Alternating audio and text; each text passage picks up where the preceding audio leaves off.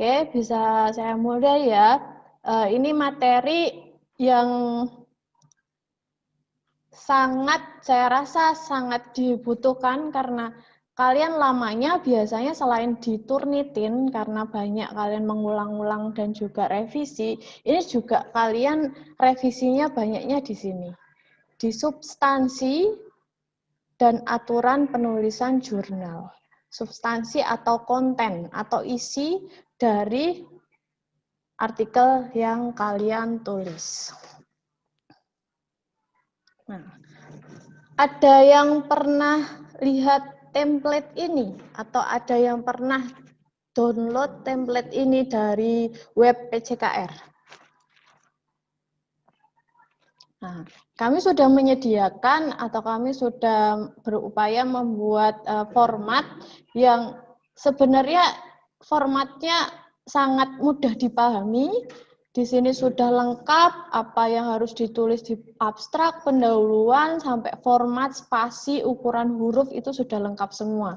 Jadi kedepannya diharapkan tidak ada lagi revisi berkaitan dengan tata tulis. Karena ini sudah kami sediakan dan bisa dipelajari sendiri. Kalau masih nanya, Bu, gimana cara ngatur spasi? Bu, gimana cara bikin ini, kolom jadi 2? Itu masih ada, masih ada banyak yang belum bisa. Tapi kalian sudah nggak stage-nya, nggak tarafnya untuk nanya itu kan. Kalian bisa buka YouTube, bisa belajar sendiri. Kita belajar tentang substansinya. Berkaitan dengan template, kalian bisa pelajari sendiri. Seperti kata Pak Bayu kemarin berkaitan dengan screening juga. Itu merupakan refleksi dari kalian sebenarnya sudah siap apa belum. Jangan sampai kalian mengajukan tapi nggak ngerti yang benar gimana. Kan percuma. Revisi lagi, menghubungi dosen lagi, revisi lagi, itu yang bikin lama. Jadi kalian harus tekun dan juga benar-benar revisinya itu benar-benar kalian sudah kerjakan, sudah dibetulkan yang benar, baru dikirim lagi. Kan percuma bolak-balik menghubungi dosen, tapi revisi terus. Itu juga akan sangat menyita waktu. Yang pertama kita akan bahas mengenai template-nya. Di sini yang biasanya mahasiswa tidak tahu, berkaitan artikel jurnal ini, sebenarnya artikel jurnal ini berbeda dengan skripsi. Kalian boleh, misal nanti kalian buat skripsi atau riset artikel. Yang kalian teliti itu variabelnya ada banyak. Di artikel ilmiah ini, kalian hanya menyampaikan satu variabel. Misal, kalian meneliti tentang kebugaran jasmani, tentang status gizi, tentang kualitas hidup, ada 3 variabel ya, di anak SMP mana gitu kan ya. Itu deskripsi, silakan, variabelnya semakin banyak semakin bagus. Tetapi kalau di jurnal atau artikel jurnal ini, itu kalian boleh hanya mencantumkan satu variabel. Yang ditampilkan di jurnal itu hanya satu variabel. Jadi tiga variabel deskripsi itu bisa jadi 3 jurnal. Sebenarnya triknya seperti itu. Kalau kalian nantinya misal melanjutkan pendidikan di S2, kalian mau bikin banyak karya, itu bisa dipecah seperti itu. Kalian bisa bikin satu variabel itu satu jurnal. Tapi yang memang yang jurnal yang bagus itu lengkap, banyak variabelnya, subjeknya juga banyak. Itu kan yang penelitian yang bisa representatif itu lebih baik. Ya, yang perlu saya tekankan itu. Jadi di sini aturan judul saja dari jurnal itu maksimal ada 12 kata. Jadi skripsi dengan jurnal itu berbeda. Karena biasanya mahasiswa itu hanya kopas saja dari skripsi. Jurnal itu, kalau kan kita terbitnya secara online. Kalau lihat judul kalian sudah panjang, orang itu males bacanya. Orang itu males lihatnya. Tapi kalau judul kalian representatif, menarik, itu pasti akan dibaca. Itu kuncinya dari judul ya. Jadi kalian bikin jurnal itu Tidak harus sama dengan skripsi, tapi karena kita tagihannya itu artikel ilmiah tentang riset artikel atau review artikel, ya bolehlah judulnya sama dengan tugas akhir kalian, tapi ini maksimal 12 kata dan juga usahakan judul itu menarik, sehingga pembaca itu tertarik untuk ngeklik, untuk download, untuk mensitasi karya kalian. Oke. Nanti kalau yang belum pernah lihat template jurnal ini bisa di-download ya, ada di website PJKR. Itu filenya template jurnal 2020 yang baru ya. Oke. Substansi jurnal mahasiswa, yang pertama ada subbab abstrak, yang kedua pendahuluan, yang ketiga metode, yang keempat hasil dan pembahasan, kelima penutup, ada simpulan dan juga saran, dan yang keenam ada daftar pustaka. Oke, kita bahas satu-satu ya. Yang pertama abstrak. Abstrak itu ringkasan dari body text kalian yang telah kalian buat. Abstrak itu ringkasan dari hasil penelitian. Jadi kalau step-stepnya kalian bikin artikel ilmiah, yang pertama apanya? Jangan bilang abstraknya. Yang namanya ringkasan, itu pasti terakhir, walaupun dia ada di atas sendiri. Kalian bisa buat metodenya dulu, bisa buat hasilnya dulu, pendahuluan, baru semuanya sudah selesai, baru kalian bikin abstraknya. Mohon maaf, siapa itu yang nyala? Bisa di-mute ya. Oke, kita lanjut. Abstrak harus memuat uraian singkat mengenai masalah dan tujuan penelitian. Yang kedua, metode yang digunakan. Yang ketiga, hasil dari penelitian. Tekanan terutama pada hasil penelitian. Jadi abstrak itu bagian terbanyak, setengahnya paling enggak itu harus berisi mengenai hasil penelitian. Abstrak ditulis dalam bahasa Indonesia dan bahasa Inggris. Ini nanti kalian ketemu sebelum diuji Turnitin akan ketemu Pak Arda untuk bimbingan abstrak yang dalam bahasa Inggris. Oke. Di bawahnya abstrak itu kalian biasa lihat ada kata kunci atau keyword. Kata kunci perlu dicantumkan untuk menggambarkan ranah masalah yang diteliti dan istilah-istilah pokok yang mendasari pelaksanaan penelitian. Berupa kata tunggal atau gabungan kata dengan jumlah kata kunci 3 sampai 5 kata.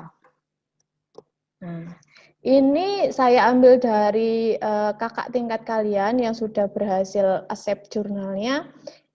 Ini contoh abstrak yang sudah bagus ya. Yang bisa lihat kursor saya ya. Ini di awal dia ada sedikit dia memberikan gambaran masalah yang akan dia teliti di sini. Lalu ada tujuan yang warna pink ini. Ada metode dan instrumennya juga ada, populasinya ada, analisis data menggunakan apa juga ada. Lalu hasilnya. Jadi ini sudah mencerminkan abstrak yang bagus, hasil penelitiannya hampir setengahnya. Jadi penekanan dari abstrak itu pada hasil penelitiannya. Oke, bisa dipahami ya. Ini abstrak yang belum benar. Jadi ciri saya atau kebiasaan saya kalau mengoreksi pasti saya merahi seperti ini. Dan saya nggak pakai komen. Karena pernah pengalaman saya pakai komen, ternyata dia itu nggak bisa buka komen. Mahasiswa itu nggak bisa buka komen. Jadi kembali ke saya, dia nanya, Bu sudah, loh kok belum direvisi? Lah memang tidak ada revisi, Bu. Ternyata dia tidak bisa buka komen di Word itu. Jadi saya memutuskan daripada saya kerja 2 kali, saya langsung coret aja di sini. Jadi biasanya saya langsung merah-merahi, kasih tanda seperti itu. Nah, ini abstrak yang kurang baik ya. Belum sesuai format, dan juga di sini masih ada pendapat ahli. Ini komen saya, latar belakang pada abstrak berisikan narasi penulis dari kesimpulan berbagai sumber. Bukan sumbernya disebutkan apa. Jadi untuk di abstrak, itu kalian rangkai rangkuman dari penulis sendiri, dengan kata-kata kalian sendiri. Bukan dari pendahuluannya di bab 1, pendapatnya para ahli, itu kalian kopas ke sini. Jadi pasti revisi kalau kayak gitu. Jadi biasanya yang buat lama itu kalian nggak perhatikan template kita, nggak perhatikan aturan yang telah kita buat. Jadi kalian yang menyusahkan diri sendiri sebenarnya kalau kalian nggak mau baca itu. Oke, ini kesalahan yang sering dilakukan. Ada lagi, nih, contoh abstrak yang belum benar. Ini latar belakang masalah terlalu banyak. Latar belakang cukup maksimal 3 kata. Tekanan penulisan abstrak terutama pada hasil penelitian. Nah, ini ada juga. Jangan dikira kami hanya memeriksa saja tapi tidak baca. Kami semua tugasnya memang untuk koreksi kan, untuk melihat hasil karya kalian. Jadi kami pasti baca. Ini bisa dilihat masalah atau latar belakangnya setengahnya sendiri dari abstrak. Ini juga kurang tepat. Jadi tekanan penulisan abstrak itu terutama pada hasil penelitian. Kita masuk ke subbab kedua, pendahuluan. Pendahuluan ini terutama berisi permasalahan penelitian. Rangkuman kajian teoretik yang berkaitan dengan masalah yang diteliti. Jadi kalian meneliti itu harus berdasarkan masalah. Kalau kalian tidak menemukan masalah di situ, ngapain kalian teliti, kan gitu kan?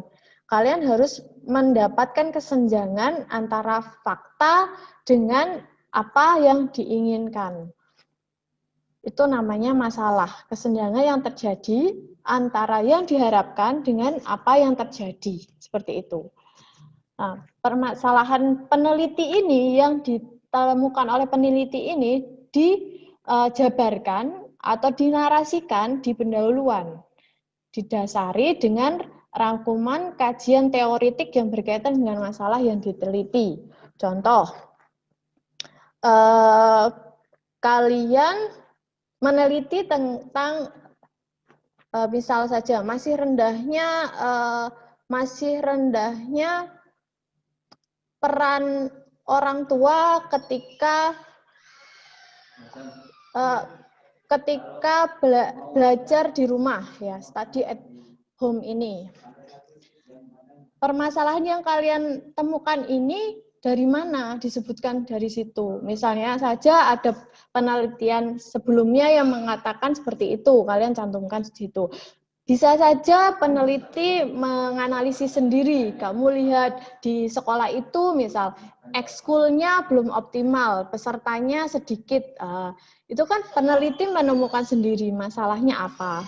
Nah, rangkuman kajian teoretik ini yang mendasari dari permasalahanmu kalian cari, lalu dicantumkan di pendahuluan ini. Yang ketiga, wawasan dan rencana pemecahan masalah. Setelah kamu tahu masalahnya apa, kamu ada dasar teorinya untuk menyelesaikan masalah tersebut, rencana pemecahan masalah yang kamu tawarkan di situ apa? Apakah kamu masih rendahnya tingkat konsentrasi siswa di SD mana gitu. Nanti kamu bikin treatment, latihan untuk meningkatkan konsentrasi, seperti itu ya. Jadi ada pemecahan masalah yang kamu tawarkan di dalam pendahuluan ini. Yang keempat, rumusan tujuan penelitian, hasil penelitian. Biasanya di akhir pendahuluan itu berdasarkan Berdasarkan penjabaran tersebut, peneliti melakukan penelitian dengan judul. Nah, itu salah ya. Kalau judul sudah ada di atas, jelas di atas abstrak, di atas sendiri itu sudah ada. Tidak perlu disampaikan lagi. Yang disampaikan adalah rumusan tujuannya. Berdasarkan hal yang telah dijabarkan tersebut, peneliti ingin melakukan penelitian dengan tujuan apa-apa seperti itu. Hasil penelitian yang ada di bawah, yang ada di hasil, itu kalian bisa cantumkan sedikit di pendahuluan, tapi tidak berupa angka. Kesimpulannya saja. Yang paling penting di pendahuluan, ini biasanya yang menentukan artikel kalian diterima atau tidak di saat screening awal, ada pernyataan kesenjangan yang harus dipecahkan di pendahuluan ini. Di latar belakang ini ada pernyataan kesenjangan yang harus dipecahkan. Misal, pernyataan kesenjangannya seperti ini. Belum adanya penelitian berkaitan dengan ini di SD ini. Itu kan kesenjangan. Karena belum adanya penelitian, sehingga kalian perlu meneliti. Jangan kalian meneliti, misal nih, tentang kebugaran jasmani lagi. Kalian meneliti tentang kebugaran jasmani di siswa yang aktif dan tidak aktif. Itu kan pasti sudah terjawab ya, dan sudah banyak penelitian yang berkaitan dengan itu. Ngapain kalian teliti lagi? Jadi di pendahuluan atau kalian memilih penelitian mencari masalah itu yang memang belum diteliti. Contoh lain, pernyataan kesenjangan itu misal kalian mau meneliti tentang efek tidur siang terhadap konsentrasi, misal seperti itu ya, di anak SD gitu. Pengaruh tidur siang terhadap anak SD usia sekian sampai sekian belum diketahui, maka diperlukan penelitian mengenai ini. Seperti itu. Jadi ada pernyataan kesenjangan atau ada pernyataan di mana memang diperlukan penelitian untuk hal tersebut atau variabel yang kalian teliti tersebut. Oke. Next, kita ke metode. Materi pokok bagian ini adalah di metode ini harus ada yang pertama rancangan penelitian, yang kedua populasi dan sampel, yang ketiga teknik pengumpulan data dan pengembangan instrumen, yang keempat teknik analisis data. Kita lihat, ini ada dua contoh, dua artikel yang sudah baik. Di sini sudah ada rancangan penelitian yang warna kuning ini. Penelitian kalian itu termasuk jenis penelitian apa, terus pendekatannya seperti apa, metodenya bagaimana, itu ada di sini, di metode. Yang kedua ada populasi dan juga sampel. Nah, ini sudah ada, tetapi yang sebelah sini, yang sebelah kiri ya, yang sebelah kiri ini kurang lengkap. Di sini kurang lengkapnya apa? Ada yang bisa menganalisis? Coba bisa dinyalakan mikrofonnya. Kenapa yang sebelah kiri ini di bagian populasi dan juga sampelnya kurang lengkap? Silakan. Ada yang bisa menganalisis? Mikrofonnya bisa dinyalakan.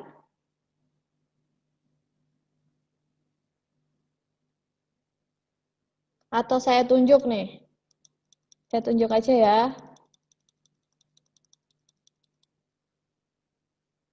Mas, siapa nih?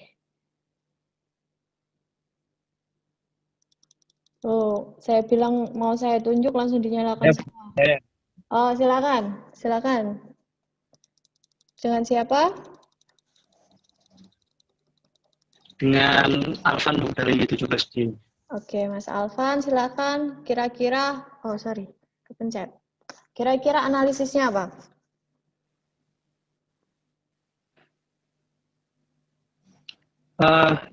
Ini kalau yang di sebelah kiri itu populasinya hanya dijelaskan di situ ini dari manual, jadi kurang detail. Kalau yang di sini itu lebih didetailkan lagi, jadi di satu SMA Bliorjo itu ada terdapat 10 kelas 11 benar, dan di situ juga ada ininya, ada keterangan. Bentar, sambil membaca saya, Bu.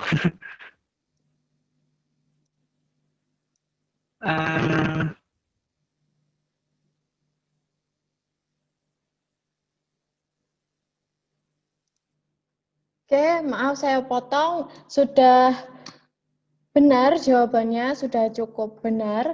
Di sini kalau kita lihat memang lebih lengkap yang sebelah kanan ya.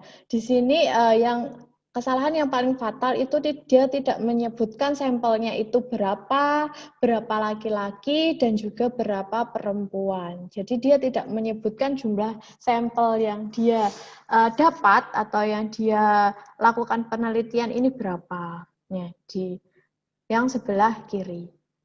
Dan yang paling penting lagi di metode, kalian tidak perlu mencantumkan pendapat ahli. Oke lah kalau pengertian ini, penelitian eksperimen, penelitian korelasi itu apa, it's okay. Tapi kalau sampai populasi adalah, sampel adalah, instrumen adalah, itu kalian maksudnya menambah-nambahi dari isi dari daftar pustaka, itu sangat tidak kami toleransi ya. Karena tidak penting gitu kan. Di mana kalau kita nulis karya jurnal ini kita dibatasi oleh halaman ya. Jadi benar-benar kita tulis di sini itu harus ringkas, padat, dan jelas. Jadi untuk pengertian-pengertian seperti pengertian populasi, pengertiannya sampel, pengertiannya instrumen itu apa tidak diperlukan di sini. Dan yang paling penting juga yang banyak terjadi revisi itu di sini. Instrumen. Instrumennya biasanya itu mereka enggak pakai sumber. Jadi alat ukur itu kalian enggak bikin sendiri kan biasanya. Kalian mengutip atau sudah ada atau kalian punya pakai alat ukur alat gitu kan. Tapi kan ada sumbernya, itu dari mana? Itu bukan karya kalian, seperti itu. Jadi pasti akan kami revisi yang jika instrumennya seperti ini ya. Ini sudah ada diadopsi dari WHO. Di bawah di daftar pustaka juga ada link sumber dari WHO ini apa. Di sini juga ada untuk instrumen pengukuran literasi kesehatan itu dengan newest vital sign yang diadopsi dari Swizer ini tahun 2011. Ini juga incorporate ya. Jadi sumber ini juga ada di daftar pustaka. Sehingga orang lain yang membaca karya kalian itu jadi tahu, oh ini instrumennya didapat dari mana gitu. Bukan karya kalian. Sehingga kalian harus menghormati yang buat gitu. Kalau kalian memang buat sendiri, ya harus ada keterangannya. Instrumen untuk mengukur ini telah divalidasi oleh ahli, misalnya. Biasanya kalian kalau instrumennya kuesioner, kalian harus validasi ahli. Atau kalian sudah melakukan uji statistik di situ, instrumen yang digunakan adalah instrumen ini yang telah divalidasi oleh ahli dan dilakukan pengukuran statistik mendapatkan hasil reliabilitas segini, validitasnya segini gitu. Sehingga instrumen ini layak untuk digunakan sebagai instrumen penelitian seperti itu. Jadi harus jelas ya instrumennya. Lalu yang terakhir ada analisis data. Analisis data ini bisa seperti ini, analisis data dalam penelitian ini menggunakan uji korelasi gamma dan persentase. Juga bisa analisis data dalam penelitian ini menggunakan aplikasi SPSS dengan analisis uji deskriptif, misalnya kayak gitu. Uji normalitas, uji beda, seperti itu ya contohnya. Ya, ini metode yang sudah baik. Subbab keempat yaitu hasil dan pembahasan, di mana hasil dan pembahasan ini menjadi bagian utama atau bagian terpanjang dari suatu artikel. Jadi jangan salah ya. Ada juga beberapa yang masuk ke kami, tim kami itu pendahuluannya yang banyak. Mereka sampai 2 halaman sampai 1,5 halaman itu pendahuluannya banyak, hasilnya hanya hasil tabel saja tanpa ada pembahasan di situ. Itu juga pasti kami revisi ya. Hasil penelitian yang disajikan adalah hasil bersih. Apa yang dimaksud dengan hasil bersih? Nah, di next slide akan saya tampilkan. Hanya hasil analisis dan hasil pengujian hipotesis saja yang perlu dilaporkan. Tabel dan grafik dapat digunakan dan harus dibahas. Jadi kalau kalian menyediakan tabel, menampilkan tabel, di bawah tabel atau grafik tersebut harus ada pembahasan. Jangan ada tabel 1, lalu bawahnya langsung tabel 2 tanpa ada pembahasan di antara tabel tersebut. Untuk penelitian kualitatif, bagian hasil memuat bagian-bagian rinci dalam bentuk subtopik yang berkaitan langsung dengan fokus penelitian dan kategori-kategori. Jadi biasanya kalau penelitiannya kualitatif yang dibahas kan banyak, ada subbab-subbab yang perlu dijelaskan. Misalnya kalian menganalisis tentang kualitas hidup, di situ ada berbagai macam dimensi kesehatan, dimensi psikologi, dimensi lingkungan. Nah, dimensi-dimensi ini yang perlu kalian bahas itu bisa dijadikan subtopik di hasil dan pembahasan. Tapi kalau penelitiannya itu kuantitatif, biasanya tidak perlu adanya subbab-subbab. Jangan di atas ada subbab uji deskriptif, di bawah lagi ada subbab uji normalitas, di bawahnya lagi ada subbab uji beda, itu tidak perlu. Jadi kalau penelitiannya kuantitatif, biasanya langsung saja. Kalian hasil dan pembahasan itu tidak perlu subbab lagi. Langsung aja dijelaskan urut dari deskriptif, terus bawahnya ada keterangannya, tabel normalitas, bawahnya ada keterangannya, dan seterusnya. Nah, ini kesalahan yang biasa terjadi di subbab hasil dan pembahasan. Di bawahnya tabel, oke, mereka sudah benar ya, di bawahnya tabel itu ada keterangan dari tabel tersebut. Tapi keterangannya juga enggak gini juga, artinya keterangannya enggak mengulang isi dari tabelnya. Kalau kalian melihat tabel ini, pasti udah tahu dong, kategori kurang teliti ada 2 siswa dengan presentasi 5%. Kalian bisa baca jelas di tabel ini. Tapi dia tuliskan lagi di keterangan tabelnya. Ini pasti kami revisi. Ini catatannya, deskripsi dari isi tabel atau gambar tidak boleh mengulang keterangan atau angka-angka yang berisikan kesimpulan atau poin penting dari isi tabel atau gambar yang disampaikan dengan jelas. Ini sudah sangat jelas. Yang perlu kalian analisis di keterangan tabel ini, itu dari hasil tersebut, misalnya di tabel di tabel 4 ini. Dari hasil tersebut didapatkan hasil presentasi kategori tes MFT rata-rata pada mahasiswa angkatan 2016 itu menunjukkan kategori yang kurang. Dengan 20 siswa, dengan jumlah 20 siswa, hal ini dimungkinkan karena apa? Hal ini dimungkinkan karena mahasiswa angkatan 2016 Vio Unesa tahun berapa gitu ya, misal tahun 2020 melakukan pembelajaran di rumah saat pandemi sehingga menyebabkan tes kebugaran mereka itu rata-rata kategorinya kurang, misal itu analisis peneliti. Jadi pembahasan yang perlu dibahas di bawah tabel itu tidak lagi mengulang angka-angka yang ada di tabel, tapi kesimpulan dari isi tabel dan juga analisis dari peneliti tersebut. Dimungkinkan karena apa? Gitu. Hasilnya kok bisa seperti ini. Oke, dari sini paham ya?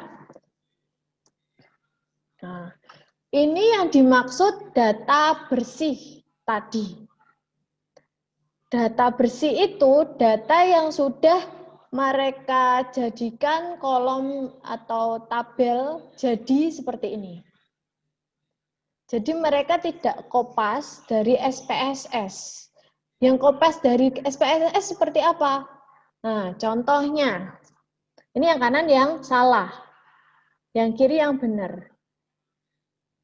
Pasti saya kasih catatan juga ini. Format tabel, perbaiki format tabel. Lihat contoh artikel yang saya kirim. Nah, kalau sudah kesalahannya fatal seperti ini, pasti saya kirim banyak artikel, contoh-contoh artikel yang sudah benar. Saya minta untuk dipelajari ya. Ini kan tabel kopas dari SPSS ya, yang kanan ya. Kalian harus jadikan tabel jadi tabel bersih seperti ini, yang kiri. Oke. Pembahasannya juga sama, cukup singkat saja. Misal seperti ini ya, berdasarkan tabel 2 dapat dijelaskan penguji data menggunakan Kolmogorov-Smirnov dari semua variabel memiliki nilai P lebih dari 0,05. Maka semua variabel berdistribusi normal. Cukup seperti itu saja. Tidak usah diterangkan. Ini nilainya sekian, maka normal, ini nilainya sekian, variabel ini nilainya sekian, variabel ini nilainya sekian. Tidak perlu seperti itu. Oke, next. Ini juga uji yang kanan itu format kopas dari SPSS. Ini sangat terlihat jelas karena ini titik 331. Kalau kalian bikin tabel sendiri kan pasti 0, sekian seperti itu. Pasti ada 0 di depannya. Ini pasti juga akan kami kembalikan untuk direvisi. Oke. Next, ada hasil dan pembahasan itu bertujuan untuk menjawab rumusan masalah dan pertanyaan-pertanyaan penelitian. Jadi, rumusan masalah yang kalian ingin pecahkan itu harus terjawab di hasil dan pembahasan dengan analisis tentunya. Tidak hanya menyajikan tabel, hasil, dan juga pengulangan angka, tapi dengan pembahasan. Analisis peneliti kenapa hasilnya bisa seperti itu. Misal kalian memberikan treatment, analisisnya apa? Kok hasilnya bisa naik kemampuannya? Atau bahkan hasilnya bisa turun kemampuannya. Analisis peneliti itu apa? Nomor 2, menunjukkan bagaimana teman-teman itu diperoleh metode yang juga metode yang digunakan. Bagaimana teman-teman ini diperoleh? Misalnya, kalian bisa menjelaskan di pembahasan itu kenapanya. Kenapa temuan ini, kenapa kemampuannya ini bisa meningkat? Analisisnya apa? Misal, karena dilakukan pelatihan selama 5 pertemuan atau 6 pertemuan, didapatkan peningkatan kekuatan otot. Nah, ini kenapa? Bisa disertai juga dengan pendapat-pendapat ahli atau penelitian-penelitian yang sebelumnya juga menunjukkan hal yang sama. Yang ketiga, menginterpretasikan atau menafsirkan temuan-temuan. Jadi temuan-temuan dari hasil temuan sebelumnya itu kalian bisa masukkan juga di situ dan mengaitkan dengan hasil temuan kalian. Yang keempat, mengaitkan hasil temuan penelitian dengan struktur pengetahuan yang telah mapan. Nah, ini juga masuk ke penjelasan saya tadi.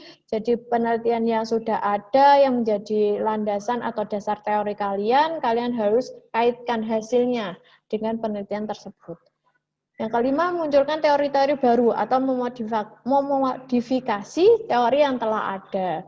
Nah, misal teori baru kalian hasilnya ternyata tidak sama dengan penelitian sebelumnya, itu bisa kalian munculkan teori baru di situ. Atau memodifikasi teori yang telah ada. Teori yang telah ada menyatakan seperti ini, tapi kamu menemukan tambahan temuan seperti ini. Nah, bisa kamu tambahkan teori yang sudah ada ini dengan teori yang kamu temukan. Oke, Yang kelima ada penutup. Penutup ada simpulan dan juga saran. Simpulan menyajikan ringkasan dari uraian mengenai hasil dan pembahasan, mengacu pada tujuan penelitian. Ingat ya, simpulan itu ringkasan. Jadi tidak lagi mengulang angka-angka. Misal latar belakang kalian itu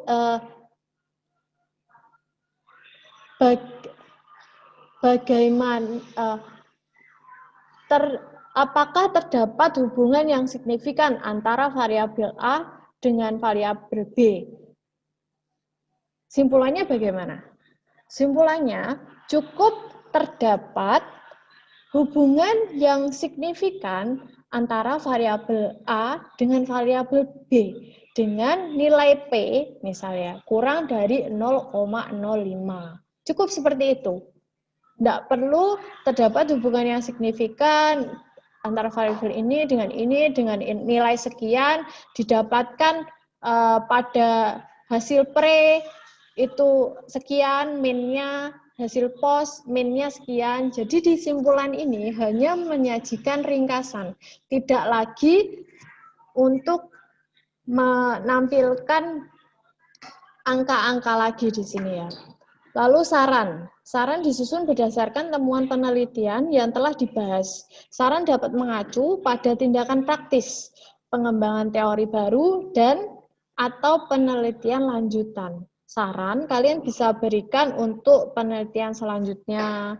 Misal di situ kalian meneliti di siswa SD, kalian bisa menyarankan penelitian perlu dilakukan di jenjang usia yang lain. Misal kalian menyarankan bisa dilakukan di SMP atau bisa dilakukan di jenjang SMA, misal seperti itu. Saran juga bisa disampaikan kepada guru PJOK-nya, bisa diberikan kepada peneliti lain. Kalau kalian menemukan metode atau cara lain atau cara baru yang lebih efektif, misal seperti itu. Nah, ini daftar pustaka, sumber pustaka yang dituliskan harus ada kutipan teks dan harus ada di kutipan teks dan sebaliknya. Contoh, di kutipan teks, di body teks itu ada nama sumber maksum misalnya. Tapi di daftar pustaka kami cari tidak ada, ataupun sebaliknya. Di daftar pustaka biasanya kalian nambah-nambahi biar daftar pustakanya memenuhi, biar banyak. Ketika kami cari itu di body text-nya, di kutipan teksnya itu tidak ada. Itu pasti akan kami revisi juga. Ini nanti mengenai kutipan, sitasi, dan daftar pustaka itu materinya setelah ini ya, oleh Bu Lori. Nah, ini contoh. Contoh penulisan yang sering terjadi, yang salah ya. Yang saya merah-merahi ini judulnya. Karena format dari daftar pustaka ini harus menggunakan capitalize each word. Atau setiap kata harus diawali dengan huruf besar. Kecuali kata sambung, seperti di, dari, pada, dalam, in, on, and, of, at, dan sebagainya. Lalu untuk halaman biasanya ini khusus untuk sumber dari jurnal harus memakai halaman dan halamannya harus lengkap. Seperti ini ya. Di jurnal itu kan paling enggak hanya beberapa halaman ya, 4, 5, atau 6 halaman biasanya. Kalian cantumkan halaman seluruhnya. Misal seperti ini ya, 120 sampai 139, 239 sampai 249, dan lain sebagainya. Nah, ini biasanya kesalahan yang sering terjadi untuk penulisan daftar pustaka. Oke, cukup dari saya. Thanks. Ada pertanyaan? Kalau kalian mau ada yang mau ditanyakan setelah ini atau ada yang mau bimbingan, misalnya mengenai format penulisan, kalian bisa hubungi saya. Ini nomor WA saya dan juga alamat email saya. Oke, pesan saya terakhir, jangan sampai didadain sama teman-teman kalian nih. Teman-teman kalian udah lulus, didadain doang. Dadah. Nah. Oke, tambahan dari saya mungkin ada ini ya, sebentar.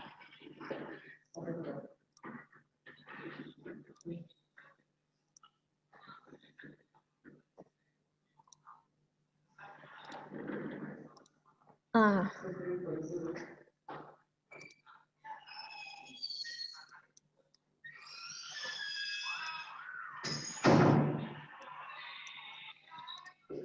Oke.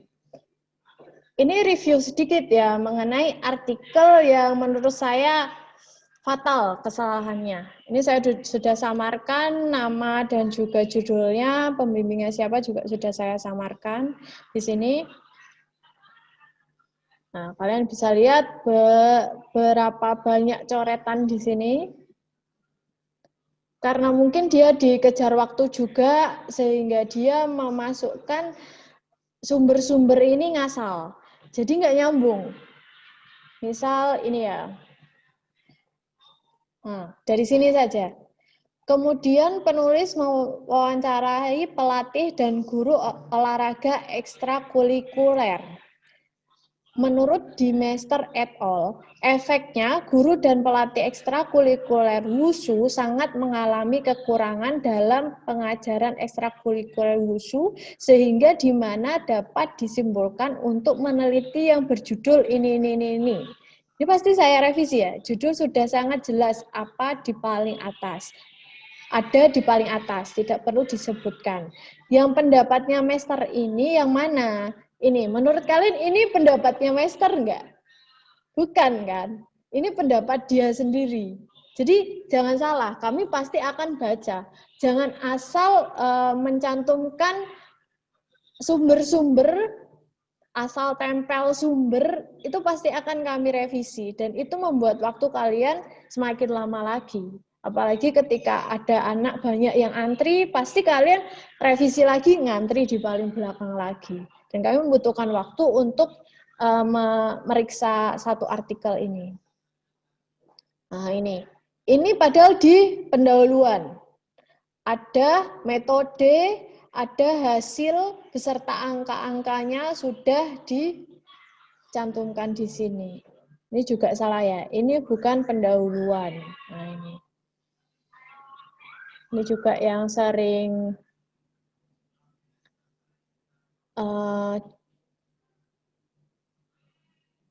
nah ini juga nih. Cara deskriptif ialah cara yang digunakan untuk menganalisis pada faktor yang diteliti, tapi tidak dipakai menyimpulkan. Menurut siapa ini? Ini tidak ada di sini ya. Nah, ini ya kutipan-kutipan yang seperti ini itu tidak perlu. Nah, ini juga nih. Menurut Syah, populasi penelitian ini ialah siswa kelas 7 yang terdapat dari kelas ini. Nah, ini ada tambahan menurut Syah. Pernyataan pada kalimat ini bukan menurut ahli, jangan asal tempel. Jadi kami pasti tahu mana yang asal-asal tempel ya. Nah, ini juga nih. Tabel dalam jurnal itu dimulai dari angka 1, tabel 1, tabel 2. Ini dari mana? Ya pasti dia kopas dari skripsi. Tabel 4.1. Tabel 4.2. Nah, dan juga yang sering saya temui ini presentasi dari hasil dari tabel-tabel ini sangat banyak ya. Nah, ini pembahasan angka-angkanya sangat banyak. Tapi pembahasan untuk analisis dari peneliti itu enggak ada. Ini saya saking gemesnya tak caps lock, tak perbesar. Pembahasan belum ada. Karena memang ini angka-angka saja, enggak ada pembahasan sama sekali. Nah, ini salah satu yang fatal. Dan kalau udah seperti ini, aduh udah males saya ngoreksi. Karena ini kesalahan-kesalahan yang sebenarnya sudah tidak perlu lagi. Dan ini terulang terus. Oke. Oh ya, waktunya juga sudah habis. Mungkin dari sini ada pertanyaan, silakan saya kembalikan ke MC. Silakan Mbak Devira. Baik, terima kasih Bu Iva untuk penjelasannya. Waduh, ini ilmu baru juga ya untuk saya. Saya pusing Bu Iva lihatnya tadi. Aduh. Baik, kalau begitu saya persilakan teman-teman, mungkin ada yang ditanyakan kembali kepada Bu Iva. Bisa langsung tulis pertanyaan di kolom chat ya. Formatnya seperti tadi, sebutkan nama, kelas, kemudian angkatannya, kemudian ajukan pertanyaan, tulis pertanyaan yang ingin diajukan kepada Bu Iva. Ya, sambil menunggu tadi saya merasa bagaimana ya? Merasa hanya bagaimana, apakah saya bisa ya seperti itu, maksudnya menyusun tahun depan, apakah saya bisa ya? Aduh. Bisa, bisa. Kalau udah dicoba, nanti kan kalian tahu. Kalau sudah sering baca tentang jurnal, udah pernah nulis, pasti kalian tahu letak kesalahan-kesalahan yang sering terjadi di mana itu pasti tahu. Ya, baik. Intinya berani mencoba ya, Bu, awalnya. Baik, ini ada pertanyaan dari Dewi Sukawati. Silahkan, Mbak Dewi, untuk mengajukan pertanyaannya bisa ditulis saja lewat kolom chat. Iya. Atau mau langsung apa? Speak up juga nggak apa-apa, Mbak Dewi, silakan. Ya, langsung bisa nyalakan mikrofon. Untuk dinyalakan mikrofonnya, Mbak Dewi. Halo, Mbak Dewi. Dewi. Jadi kalau silakan Mbak Dewi. Kesempatan di pandemi ini. Halo, assalamualaikum Bu Iva. Ya, silakan Mbak Dewi. Waalaikumsalam. Oke. Mohon izin bertanya, Bu.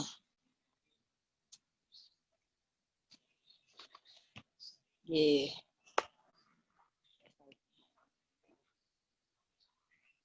Jadi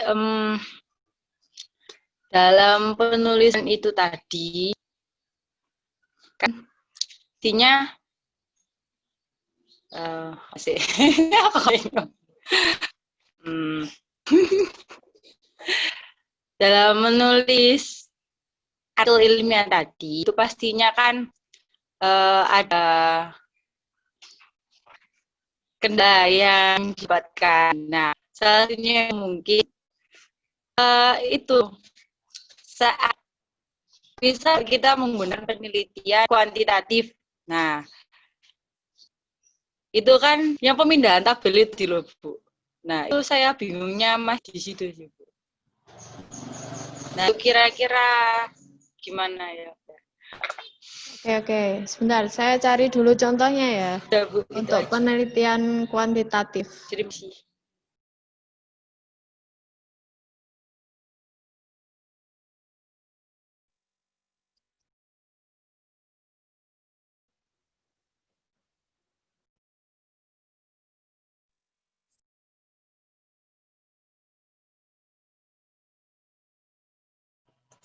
Baik, sambil menunggu Bu Iva mungkin masih mencari contoh untuk penelitian kuantitatif tadi. Mungkin teman-teman yang ingin bertanya bisa dituliskan di kolom chat atau di kolom komentar.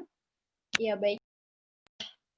Mulai, silakan Bu Iva. Ya, sudah tampil ya. Mungkin kalau kalian jenis penelitiannya kualitatif apa kuantitatif ya? Kualitatif ya? Sorry, kuantitatif. Oke, saya Kuali, Bu. Oh, kuali. Nanti. Oke, kualitatif. Yang kayak statistik loh, Bu. Oke, saya tampilkan dua-duanya. Ya. Ini yang kualitatif. Itu. Oke. Kualitatif yang tadi saya harus datanya bersih itu loh. Nah, tipsnya itu gimana gitu. Oke, saya tampilkan dua-duanya ya. Ini data kualitatif terlebih dahulu, di mana tadi disebutkan di hasil dan pembahasan di data kualitatif ini, kalian boleh pakai subbab-subbab. Nah, seperti ini. Misal, literasi kesehatan berdasarkan persepsi. Ini kan subbab nih. Lalu ada literasi kesehatan fungsional. Nah, ini juga subbab. Deskripsi data perilaku kesehatan SMA negeri di kota Surabaya, ini juga subbab. Jadi salah satu contoh, misal nih, nanti kan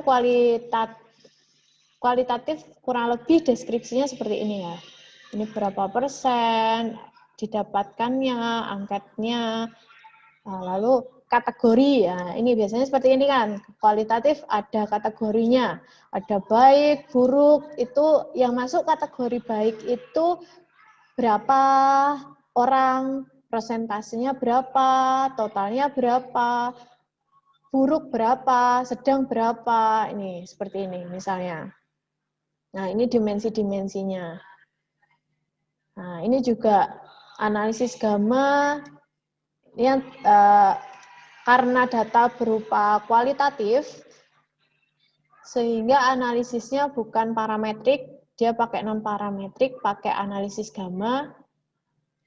Sama, data bersihnya sama.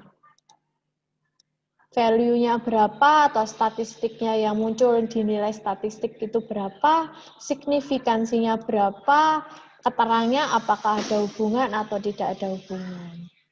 Nah, ini ya. Sudah cukup jelas, Mbak? Siap, Bu. Sudah jelas. Terima kasih. Oke. Terus yang kualitatif. Cuma ini ada pertanyaan ke Iva. Oh, masih melanjutkan, baik. Maaf. Sekalian, biar jelas ya. Biar tidak ada kesalahan-kesalahan lagi terulang-ulang. Nah, ini yang contoh kualitatif. Hasil dan pembahasan di sini tidak pakai subbab-subbab.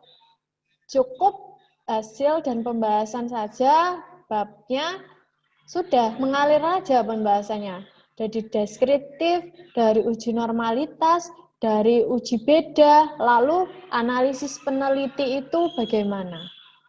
Ini contoh artikel yang benar, yang sudah bagus. Oke, bisa dilihat ya, itu bedanya data atau penyajian data pada penelitian kualitatif dan juga kuantitatif. Semoga jelas dari sini. Next. Terima kasih Mbak Dewi pertanyaannya. Baik, Bu Rifa, ini ada pertanyaan kedua dari saudara Alvan. Izin bertanya, untuk kutipan ahli yang benar, apakah kita harus menyamakan dengan ucapan ahli tersebut atau dirubah sesuai dengan bahasa kita sendiri agar tidak kena plagiasi? Lalu untuk daftar pustaka, saya biasanya kesulitan untuk nomor yang di paling belakang. Biasanya setiap jurnal berbeda-beda format nomornya, Bu. Silakan Bu Iva, bagaimana penjelasannya dari pertanyaan saudara Alvan? Oke, yang pertanyaan plagiasi itu pasti tadi juga sudah disampaikan oleh Pak Arda ya mengenai parafrase itu. Jadi kalau kalian misal sudah dari Pak Arda, sudah uji plagiasi lolos. Di saya, kalimatnya atau sumbernya ada yang kurang sesuai. Pasti kalian ngerombak konten di dalamnya lagi ya. Biasanya saya kasih batasan, kalau sampai 2 sumber itu sudah diganti, itu kalian balik ke Pak Arda lagi. Gitu. Jadi walaupun kalian ganti sumbernya, tetap harus pakai parafrase, balik Pak Arda lagi, uji plagiasi lagi. Jadi jawabannya memang sangat disarankan agar kalian terhindar dari plagiat, dari plagiasi ini, memang pakai parafrase. Jangan langsung kopas. Kan saya juga dapat artikel ini dari Pak Arda. Jadi sudah lolos plagiasi, baru ke saya. Baru saya koreksi kontennya. Seperti itu. Kalau yang kedua ini mengenai cara pemilihan sumber, sitasi, dan juga daftar pustaka setelah ini, materi di Bulori. Oke, bisa ditanyakan secara lengkap oleh sama Bulori nanti ya. Karena kita sudah bagi-bagi tugas. Oke, mungkin pertanyaan lain? Silakan. Baik, mungkin satu pertanyaan terakhir. Oh, ya. Silakan. Satu pertanyaan terakhir, atau jika tidak ada, jika tidak apa-apa, adakah pertanyaan terakhir dari teman-teman? Silakan, atau bisa langsung dinyalakan mikrofonnya, biar kita bisa ngobrol, biar lebih jelas juga tersampaikannya. Silakan. Mungkin kalau berkaitan dengan teknis penulisan ini belum terfikir ya oleh kalian. Mungkin nanti ke depannya kalau kalian butuh bimbingan, silakan WA saya saja gitu. Karena sekarang mungkin kalian belum mikir sampai ke sana gitu tentang teknik penulisan.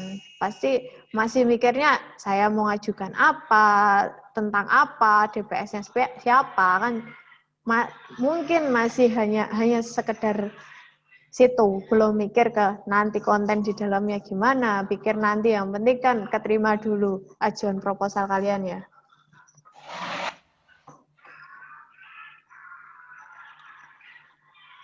Ya. Silakan. Bufa sepertinya adakah yang ingin bertanya teman-teman?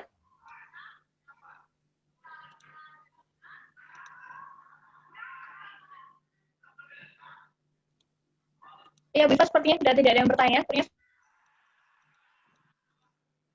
Semuanya sudah paham sekali, Bufa. Oke. Tugas dari saya boleh ya ngasih tugas ya. Tugas dari saya itu kalian coba buka Jurnal Pendidikan Olahraga dan Kesehatan, JPOK.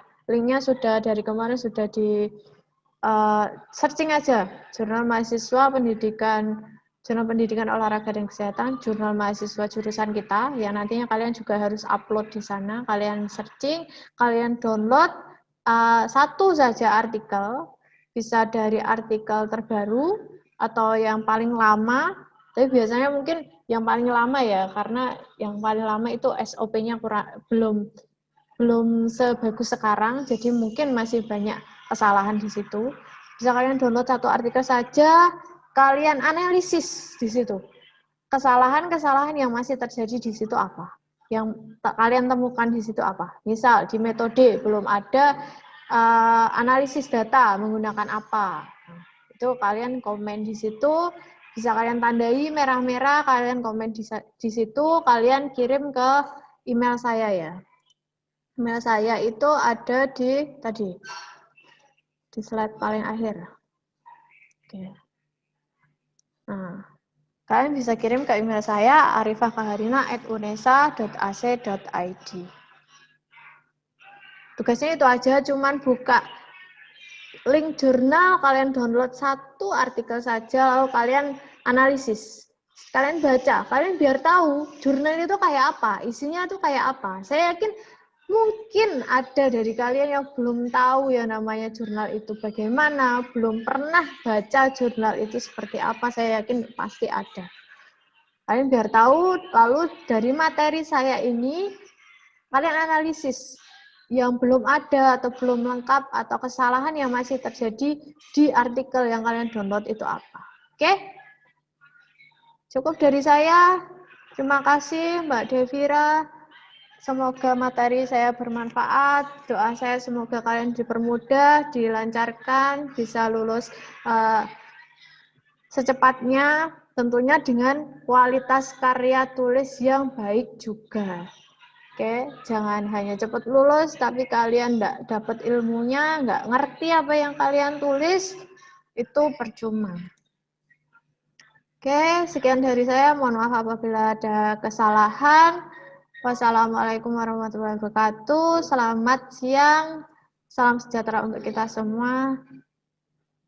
Tetap semangat, tetap bahagia. Semoga sehat selalu. Terima kasih.